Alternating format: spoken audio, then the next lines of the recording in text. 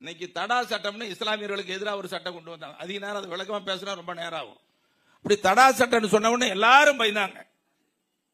எல்லாரும் பயந்த நேரத்தில் துணிந்து தடா சட்டத்தை எதிர்த்து தரையில் இறங்கி போராடிய தலைவர் மருத்துவரையா அவர்கள்.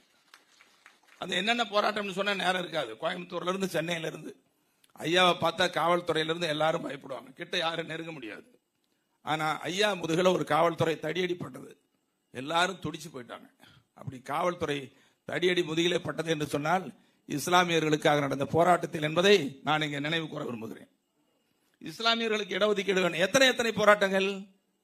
இஸ்லாமியர் இடஒதுக்கீடு வேண்டி 7 மண்டல மாநாடு இஸ்லாமிய அமைப்பு நடத்தல, ஐயா நடத்தினார்.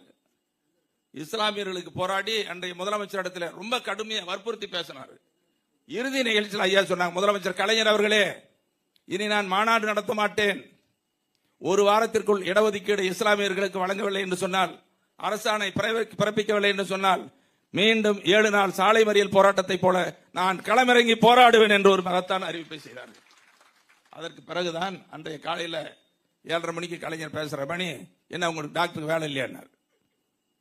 நியாயமா தானே கேட்கிறாரு. நான் சொன்ன உடனே உங்க ஐயா கிட்ட சொல்லிடுங்க, ஒரு வாரத்துக்குள்ள அரசாணை வரும். நான்